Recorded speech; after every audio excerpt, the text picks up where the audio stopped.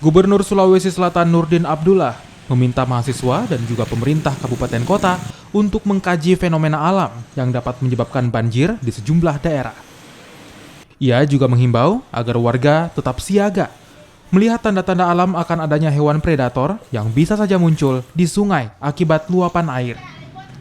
Saat ini, kabupaten yang dialiri Sungai Tanru Tedong seperti Sungai Walanai mengakibatkan banjir bandang di sejumlah daerah yang ada di Sulawesi Selatan, di antaranya Kabupaten Sidrap, Wajo, Pinrang, dan Sinjai. Sudah mempersiapkan untuk saya pikir jangan kita hanya melihat banjir sekarang, tapi sekarang kita sudah harus buat kajian.